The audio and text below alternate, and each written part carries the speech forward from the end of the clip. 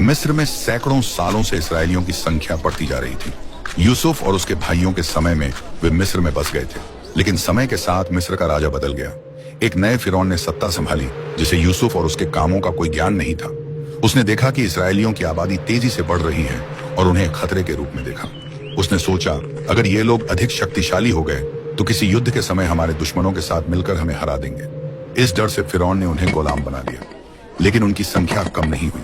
अंत में उसने एक क्रूर आदेश दिया कि हर नवजात इजरायली लड़के को नील नदी में फेंक दिया जाए। ऐसे कठिन समय में एक लेवी परिवार में एक लड़का पैदा हुआ। उसकी मां ने जैसे ही उसे देखा, उसे छिपाने का फैसला किया। 3 महीने तक उन्होंने उसे छिपाए रखा, लेकिन जब और छिपाना संभव नहीं हुआ तो उसकी मां ने एक टोकरी बनाई, उसे गारे और डामर से सील करके जलरोधी बनाया और उसमें अपने बच्चे को रखकर नील नदी के किनारे झाड़ियों में छोड़ दिया। बच्चे की बड़ी बहन मिरियम दूर से देखती रही। उसी समय फिरौन की बेटी नदी में स्नान करने आई। उसने उस टोकरी को देखा और जब उसे खोला तो बच्चा रोने लगा। उसका दिल पिघल गया। यह इब्रानियों का बच्चा है, उसने कहा। मिरियम पास आई और कहा, क्या मैं आपके लिए एक इस्राएली महिला को बुलाऊं जो इसे दूध पिला सके? फिरौन की बेटी ने सहमति दी। मिरियम ने अपनी मां को बुलाया। मूसा की मां ने उसे पाला। जब बच्चा बड़ा हुआ तो उसे फिरौन की बेटी के पास ले जाया गया, जिसने उसका नाम मूसा रखा, जिसका अर्थ है पानी से निकाला गया। मूसा ने फिरौन के महल में परवरिश पाई, लेकिन उसका दिल हमेशा अपने लोगों के लिए धड़कता था। एक दिन उसने देखा कि एक मिस्री एक इब्रानी को पीट रहा है। मूसा ने उस मिस्री को मार डाला और उसे रेत में छिपा दिया। अगले दिन उसने 2 इब्रानियों को झगड़ते देखा। जब उसने उन्हें शांति बनाने के लिए कहा तो उन्होंने ताना मारा, क्या तुम हमें भी मार डालोगे जैसे उस मिस्री को मारा? मूसा को डर लगने लगा कि उसकी हरकत का पता चल गया है। फिरौन को जब यह बात पता चली तो वह मूसा को मारने की योजना बनाने लगा। मूसा डरकर मिद्यान देश भाग गया। वहां उसने यित्रो नामक पुजारी की बेटियों को कुएं पर परेशान होते देखा और उनकी मदद की। इसके बदले में यित्रो ने मूसा को अपने घर में जगह दी और बाद में अपनी बेटी सिप्पोरा का विवाह उससे कर दिया। मिद्यान में एक दिन मूसा भेड़ों को चराते हुए होरेब पर्वत पर पहुंचा। वहां उसने एक अद्भुत दृश्य देखा। एक झाड़ी जल रही थी, लेकिन भस्म नहीं हो रही थी। वह देखने के लिए पास गया। तभी परमेश्वर ने उसे पुकारा, मूसा, मूसा। परमेश्वर ने कहा, पास मत आओ, अपने पैरों से जूते उतारो, क्योंकि यह स्थान पवित्र भूमि है।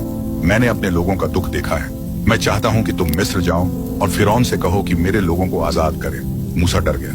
उसने कहा, मैं कौन हूं जो यह काम कर सकूं? लेकिन परमेश्वर ने उसे आश्वासन दिया, मैं तुम्हारे साथ हूं। मूसा और उसका भाई हारून मिस्र लौटे और फिरौन से कहा, परमेश्वर कहता है, मेरे लोगों को जाने दो।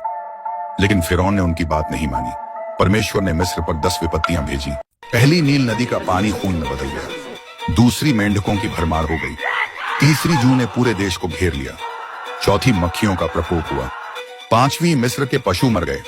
6वीं, फोड़े फूंसी उठने लगी। 7वीं, ओलों की भारी बारिश हुई। 8वीं, टिड्डियों ने फसलें बर्बाद कर दी। 9वीं, 3 दिनों तक घना अंधकार छाया रहा। जब परमेश्वर ने मिस्र के फिरौन को 10वीं विपत्ति भेजने का फैसला किया तो उन्होंने मूसा से कहा कि इसराइलियों से कहो, एक निर्दोष मेमने का खून लेकर अपने घर के दरवाजे के चौखट पर लगाओ। जब मृत्यु का दूत मिस्र में घूमेगा तो वह इस निशान को देखकर तुम्हारे घरों को छोड़ देगा। इसराइलियों ने परमेश्वर की आज्ञा का पालन किया।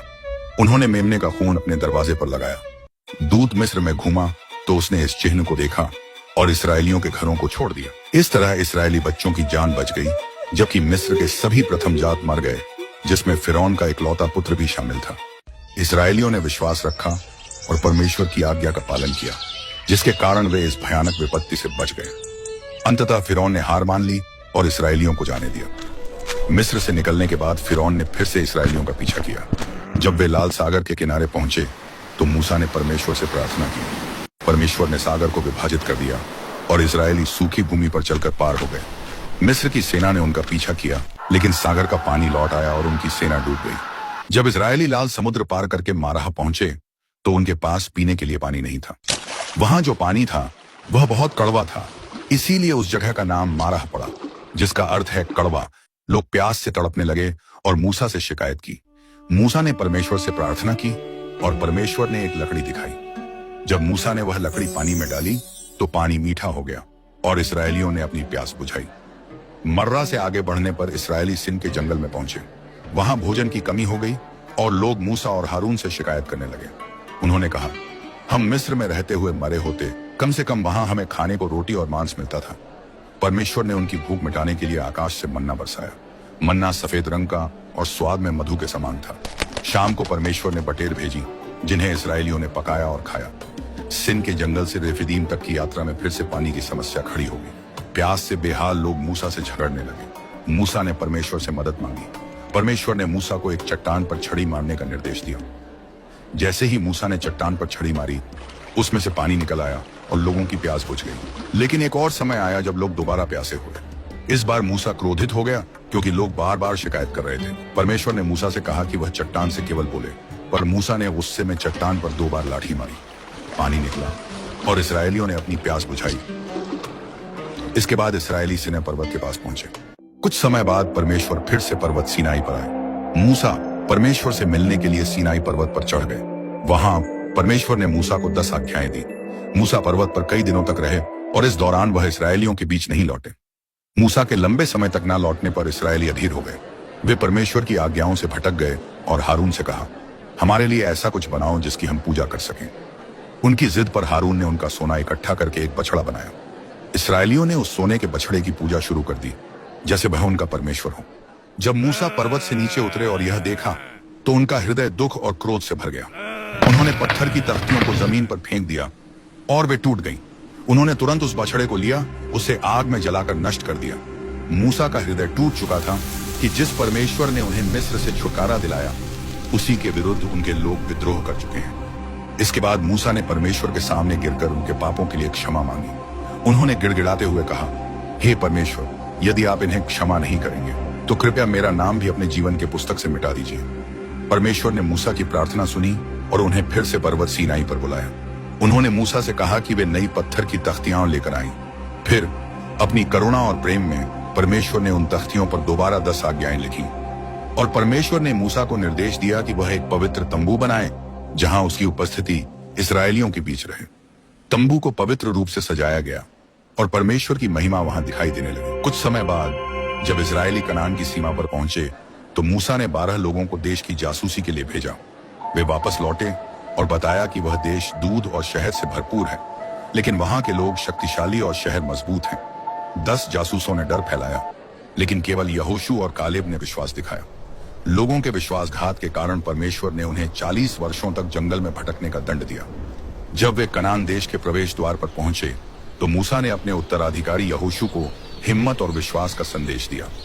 डरो मत, परमेश्वर स्वयं तुम्हारे साथ चलेगा और तुम्हें विजय दिलाएगा। परमेश्वर ने मूसा को पर्वत नब्बो पर बुलाया और वहां से कनान देश दिखाया, लेकिन आज्ञा और उल्लंघन के कारण उसे उसमें प्रवेश की अनुमति नहीं दी। उसने चट्टान से बातें करने के बजाय गुस्से में लाठी मारी थी, जिससे परमेश्वर की महिमा पूरी तरह प्रकट नहीं हुई। 120 वर्ष की आयु में मूसा ने अपनी आत्मा परमेश्वर को सौंप दी और परमेश्वर ने स्वयं उसे मोआब में दफनाया। इसराइलियों ने 30 दिन शोक मनाया और यहोशू ने नेतृत्व संभालकर परमेश्वर की योजना को आगे बढ़ाया। मूसा का जीवन समाप्त हुआ, लेकिन उसकी शिक्षा और आज्ञाओं का पालन करने की विरासत जीवित रही।